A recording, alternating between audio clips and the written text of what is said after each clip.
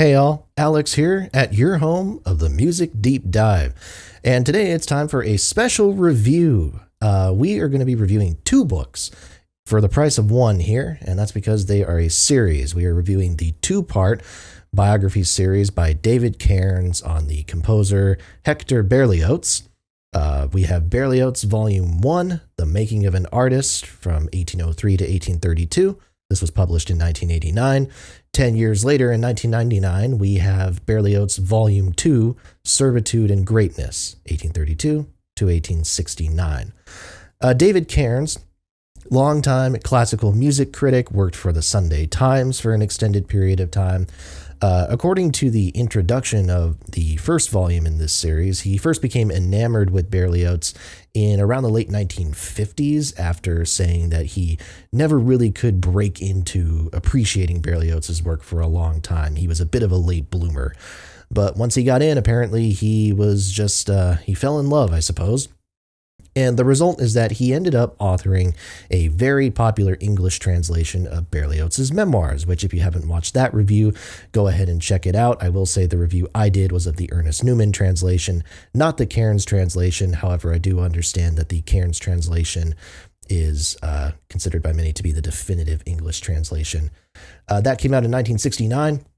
Afterwards, Cairns proceeded to kind of build his research around the memoirs with help from the Berlioz family to create the two-volume work that we are talking about now. Really, there's not much to say because I think very few would doubt and argue that this is probably the most comprehensive biography of Hector Berlioz ever written. And certainly the most comprehensive and diligent modern work on Berlioz. So in that sense, it's invaluable from the start. The depth of work here, the two books together combined are about 1,500 pages or something like that. It's truly remarkable. And you know, he's really utilizing, again, kind of these family sources and these private letters and papers. There's whole passages, I think, especially in Volume 2, where he is just quoting series of letters that Berlioz was writing to friends and family members and peers to document events in his life, whether that was the illness of his first wife, whether that was the progress of one of his great compositional achievements, whatever the case may be. The letters oftentimes are just used as the storytelling device in and of themselves, which is really great. So right off the bat, there's just very little negative to say. It's pretty much all positives across the board. What's interesting to me, I talked in my review of the memoirs about how I think the memoirs themselves as an isolated work are still very much worth reading. But even at that point, without having read the Cairns books, I already had a sense that they were incomplete. I mean, they were very obviously incomplete, but even the sections where they are talking, I kind of assumed that there were sections he was leaving out, parts of his life that were kind of under discussed.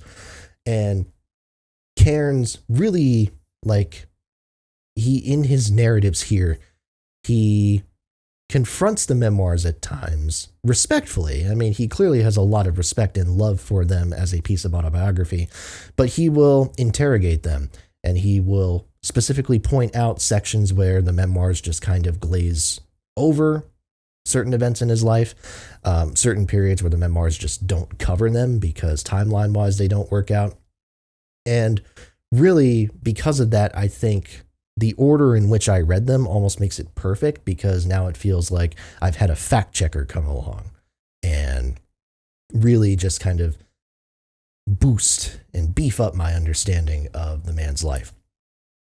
And the man's life in and of itself is a fascinating thing to study. This reminds me, which is probably a very obvious comparison because it's another two-part biography, but I think it makes sense.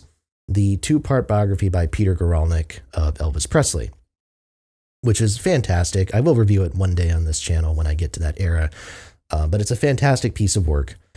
And really the highlight, the thing that makes it work as a cohesive piece is that even in the first part of the book, Last Train to Memphis, you get the sense that even though things are going Elvis's way consistently, and he is on a meteoric rise to the top, just getting up there, you also feel this like darkness in the background. You kind of have this sense that it's not going to end well. And, you know, some of that is probably because like a lot of people know the Elvis Presley story and they understand how it ends, and that it's not a happy ending. But it's there for sure and makes its way out at the end of that book. And then Careless Love is kind of this mixture of like temporary highs with these really horrid valleys. It's really sad. And I kind of get the same sense with this Berlioz pair. The first volume definitely it gives you the impression that this is not a stable man. This is not a very healthy man. This is not a very happy man. But you can see his talents starting to be recognized.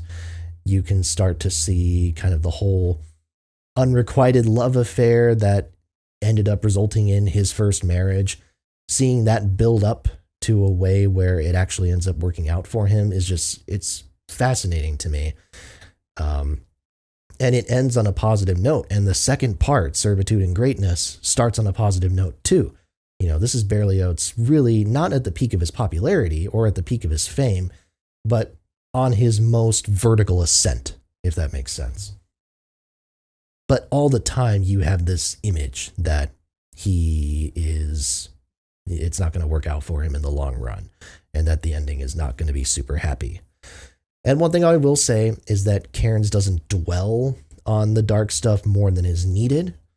I think he's very respectful of Berlioz and his career and his legacy and his image. So the sort of physical and arguably emotional decline that he goes on for the latter part of his career is not really expanded upon more than it needs to be, which I appreciate.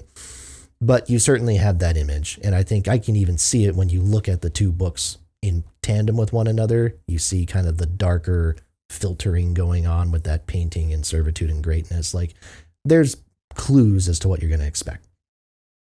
But that said, it's very interesting. Berlioz, as we see in the memoirs, is just a fascinating figure to read about. One of the most personality-laden composers that I've ever read about.